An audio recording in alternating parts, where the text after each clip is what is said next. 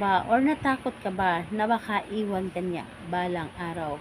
Or matatakot ka na baka bigla ka na lang niyang hindi niya na mahal?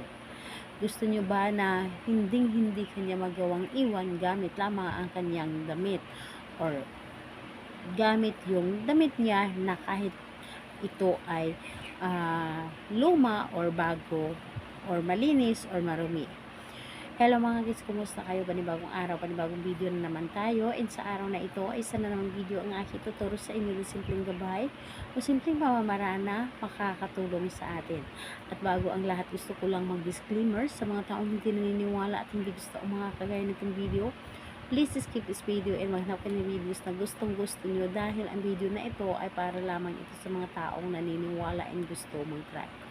Sa lahat po ng mga nagko-comment dito sa aking video dito sa loob ng aking channel, mag-ingat sa lahat ng mga nagre-reply sa inyo na dinadala kayo sa kanilang WhatsApp and Imo app upang makaiwas po tayo sa scam. Ngayon po, ituturo ko sa inyo paano kayo hindi iiwan ng inyong partner. Yung tipong nag-aalala kayo dahil baka balang araw iiwan kayo, ipagpalit kayo sa iba, gawin mo ito sa kanya para hindi ka ipagpalit sa iba at hindi ka man lang niya magawang taasan ng boses. So ito ay pwede gawin lamang sa magkarelasyon na babae at lalaki lamang. Hindi mo ito pwedeng gawin sa magkaparehas. So medyo stricto ito. Gawin mo lamang ito sa babae at lalaki lamang na mag-partner.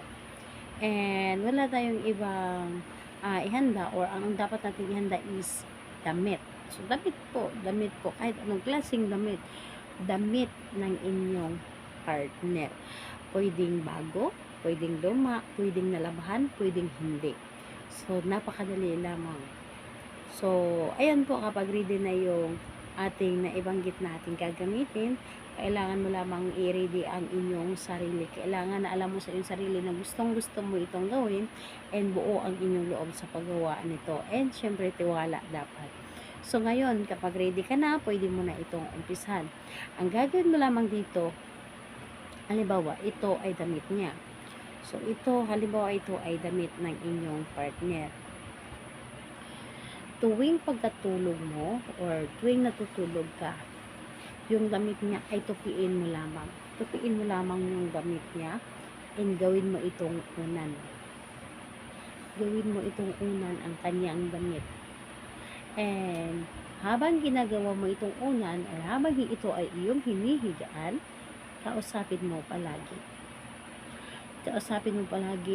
Halimbawa na lamang ay kung ano man yung pangalan niya, pangalan, apelyido, hindi mo ako magawang iwan habang buhay mo akong uuwian. Ang iyong kaluluwa ay akin lamang, ako at ako lamang ang iyong mamahalin.